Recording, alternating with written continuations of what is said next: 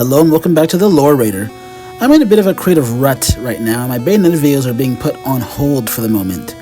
However, I didn't want to leave my dear viewers without any content, so let's talk Kraid. You know him, you love him, he is one of the leading figures in the Space Pirates, and as far as we know, was the last surviving major pirate individual after the destruction of their Milky Way forces at the end of Super Metroid, and the destruction of the Greed Corps at the end of Samus and Joey. However, one mystery has plagued the Metroid community since the release of Metroid Dread, and that is the identity of the Kraid we fight. Some think it is the same Kraid, and others think it's a different Kraid, and many questions have to be asked. How in the world did he escape Zeb's destruction if he is the same Kraid? How did Ravenbeak and his forces actually manage to capture him? Well, today we discuss.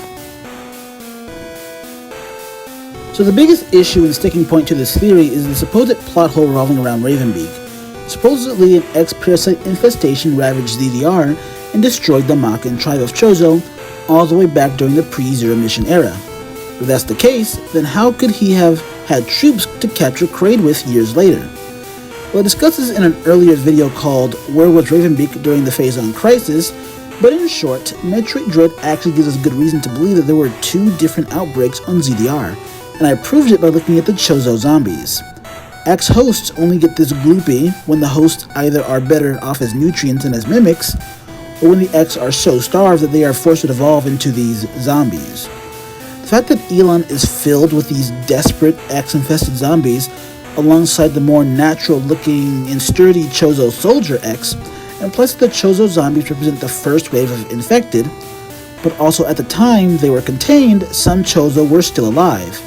Hence why when they were, infested later, and then by the time we see them in Dread, they still look relatively normal. If there were Chozo soldiers alive enough for a second outbreak, it also means the picture we see of Kraid's capture isn't a plot hole. It simply happened between the two outbreaks. So we solved how Ravenbeak could have had soldiers alive to capture Kraid, but that feeds into the second question. How did Ravenbeak manage to get Kraid off of Planet ZDR in the first place? Well, this is actually easy to answer. You see, Quiet Robe tells us in Metroid Dread that Ravenbeak had arrived on SR3D8 when the Metroids were already extinct. Why is this important? Two things. We know Ravenbeak had some connections to Mother Brain, and in Dread we see a tube that houses an entity that looks suspiciously like Dragon. What I'm driving at is Ravenbeak arrived on SR3D8 to find the Metroid exterminated. He may have reached out to Mother Brain, who at that point would have received the infant Metroid from Ridley's successful caper at the Ceres space colony. Ravenbeak would have then beelined to Zebes and basically trailed Samus' path of destruction. He would have captured Kraid as he's the first boss she defeats. He couldn't capture the ghost Phantoon, who phased out of existence and we know reappears in Metroid Other M. He could have captured Dragon though in Meridia, which explains what we see in Metroid Dread. However, given that Samus killed Ridley and immediately fought Mother Brain, which sets the planet to blow, Ravenbeak just didn't have time to grab Ridley or the Metroids and had to flee. Therefore, the timeline adds up.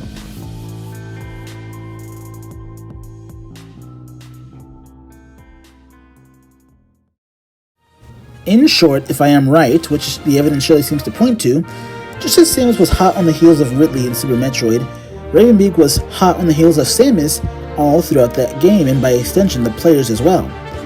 All of what I have said explains why the Chozo are some parts of Gloop zombies, and in other cases still very capable mimics due to their age differences.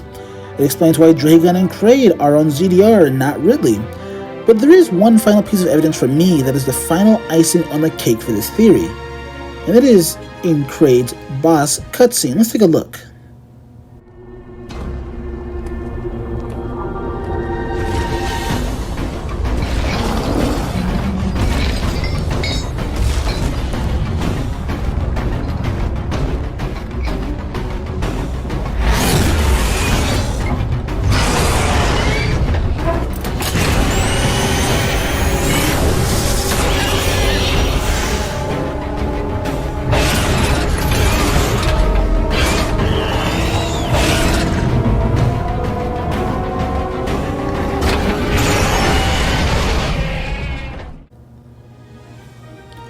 That's right, Kraid's own actions in this boss fight proves me right. You see, we know for a fact Kraid is a sapient being from an intelligent race. So why, if he was a different Kraid, would he act so enraged to Samus dropping down? He can't have confused her for a Chozo. The color scheme of their armor is completely different, but also, humans and Chozo simply are not built alike, nor do they look alike.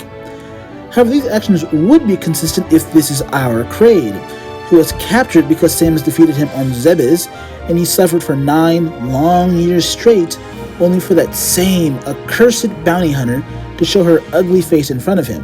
Who wouldn't be enraged? And the sad bit is, for all of his troubles and suffering, he doesn't get any revenge. He's still treated like a joke. How ironic, huh? Well, anyway, you know how I leave you. Be safe, be wise, and please pray for a true peace in space.